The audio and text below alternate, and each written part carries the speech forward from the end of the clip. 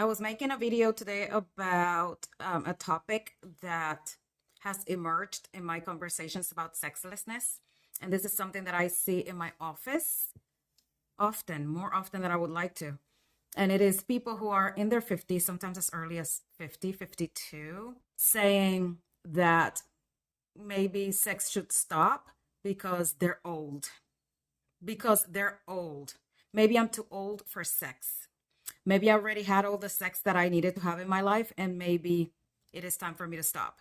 And they're not actually saying this genuinely, first of all, because they're coming to my office to fix something with the sex.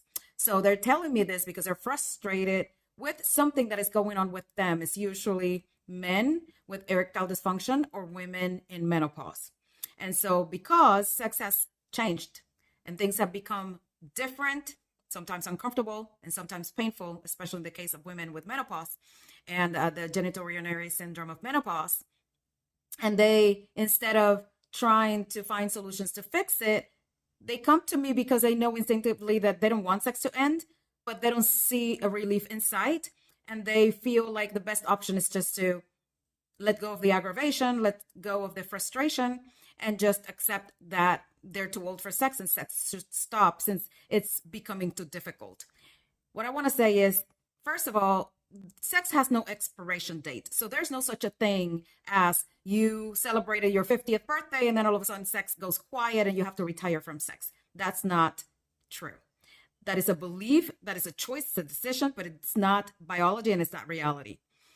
Now, if you want to forego sex for many reasons, especially because you feel like you don't want sex anymore, like your libido has decreased and you don't want to do anything about it, that's your choice. I cannot tell you to go and repair sex that you don't want to have. But maybe, think about this. Maybe it is that you don't want to go back to the sex that you didn't want to have before. Maybe you were having bad sex before, and fixing whatever is going on means that you're going back to the bad sex that you were having before this all ensued. So that's one thing. Number two, obviously, you wouldn't be talking to me if you really believed that sex should be over. You wouldn't be coming to try to repair something that you feel like you need to recover. So if you are actively seeking for help, then it means that you're not really convinced that sex is over or it should be over.